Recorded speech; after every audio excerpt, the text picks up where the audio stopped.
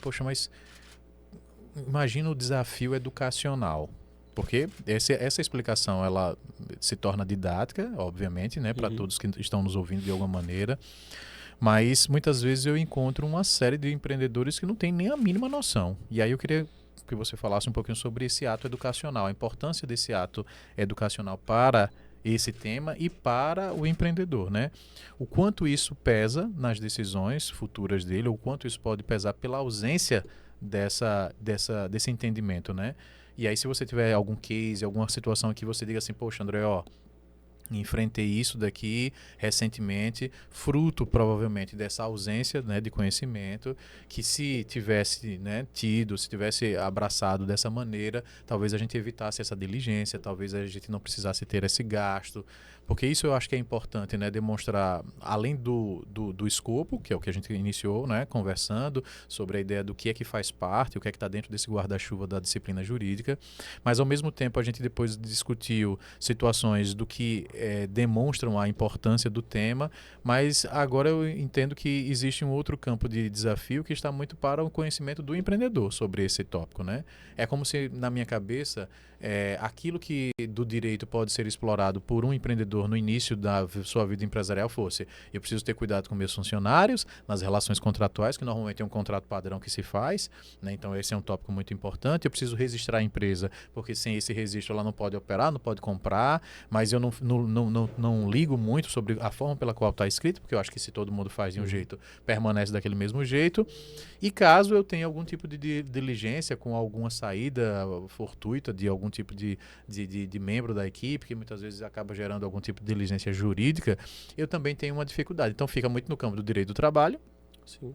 né, as diligências, né, e talvez aí onde a gente veja os maiores volumes, né, de discussões, mas não existe um campo de discussão que eu acho que na minha cabeça é muito positivo, porque eu acho que pensar sobre esse tema está intimamente ligado ao ato de querer crescer.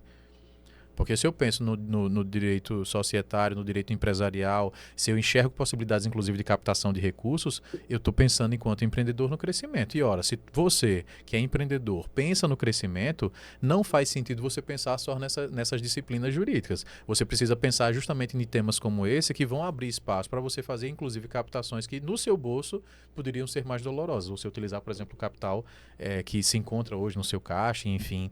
Mas você poderia ter outros tipos de investimento que com esse tipo de pensamento, de orientação jurídica, se tornaria mais fácil. Então, como é que você enxerga esse processo educacional? Ele é de fácil acesso? É um tipo de ação que você, enquanto empreendedor, faz, né, no sentido de orientação e enfim? Como é que isso se dá? Como é que isso na faculdade é visto dentro da sua ótica, né? Eu percebo que no mercado, geralmente o empreendedor que tem acesso ao conhecimento societário já é aquele empreendedor de Mais médio, maduro, perfeito. grande porte. Médio grande porte. É a pessoa que já está ali, que já bateu cabeça, porque o pequeno, às vezes ele pensa que aquele documento é um padrão, que todo mundo tem igual, Exato. né? E que o contador que vai Ajuda. avaliar. Perfeito. E assim, o que eu gosto sempre de bater Sim.